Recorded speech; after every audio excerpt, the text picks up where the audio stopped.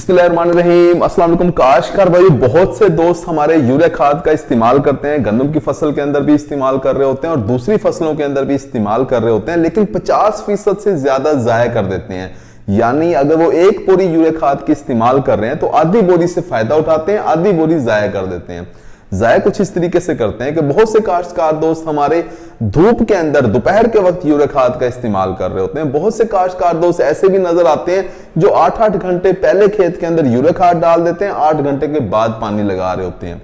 और बहुत से काश्तकार दोस्त ऐसे भी हैं जो यूरिया खाद डालते हैं और उसके बाद फिर बहुत ज्यादा पानी लगा देते हैं। देखें, यूरिया खाद का शरबत बनता है, बहुत अच्छे तरीके से पानी के अंदर ये हल होती है। जहां तक पानी जाएगा वहां तक यूरिया चली जाती है, साथ साथ पानी के अंदर हल होके होता क्या है कि इतना नीचे चली जाती है कि हमारा जो पौधा होता है उसकी जड़ों से दूर चली जाती है, पौधा फिर उसे उठा नहीं सकता। काश का भाई, यूरिया खाद का आपने किस तरीके से आपने इस्तेमाल करना है, आपने इसे फ्लड करना है या आपने इसे छटा करना है, और छटा अगर आपने करना है तो पानी लगाने से पहले छटा करना है या पानी लगाने के बाद छटा करना है। ये बहुत से सवालात हैं जो हमारे काश्तकार दोस्त पूछ रहे होते हैं।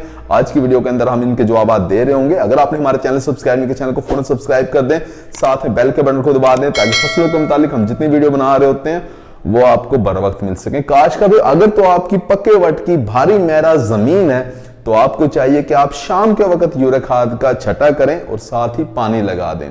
अब हमारे काश्तकार दोस्त ये सोच रहे होंगे कि अगर दोपहर के वक्त पानी का वारा है, दोपहर के वक्त पानी लगाना है तो फिर क्या करें। देखें, यूरिया खाद का छटा करें, फौरन पानी लगा दें। कहने का मतलब यह है कि यूरिया खाद के इस्तेमाल और पानी के अंदर आपका बहुत ज्यादा वक्फा नहीं होना चाहिए। यानी आगे आगे छटा हो रहा और पीछे से पानी छोड़ दें, फौरन ही पानी छोड़ दें। काश को इसी तरह से अगर आपकी मेरा टाइप की जमीन है या आपकी रेतली जमीन है तो फिर आपको चाहिए कि पहले आप पानी लगाएं और उसके बाद कीचड़ के अंदर, या जिसे हमारे काश्तकार दोस्त तरवतर कह रहे होते हैं, जिस वक्त गारा होती है खेत के अंदर अच्छी खासी, उस वक्त आप शाम के वक्त यूरिया खाद का छटा कर दें।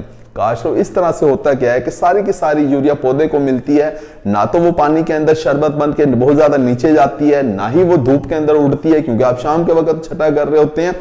काश के आम तौर पे अगर आपकी नॉर्मल जमीन है, आपकी मेरा टाइप की जमीन है, तो ठीक पानी लगाने के 2 दिन के बाद यानी 48 घंटे के बाद आप इस काबिल हो जाते हैं कि आप यूरिया खाद का छटा कर दें। हमारे काश्तकार दोस्त से गलती यहाँ ये करते हैं कि वो वक्तर का इंतजार कर रहे होते हैं कि जब चलना फिरना आसान हो जाएगा तब यूरिया खाद का छटा करेंगे। ऐसा बिल्कुल नहीं है। जब चलना फिरना आसान हो जाता है उस वक्त यूरिया खाद इस्तेमाल करने से वो जाया होती है। आपको चाहिए कि आप उस वक्त यूरिया खाद डालें जब चलना फिरना थोड़ा मुश्किल हो, यानी थोड़ा सा गप हो, जमीन के अंदर कीचड़ हो, उस वक्त आप यूरिया खाद का इस्तेमाल करें।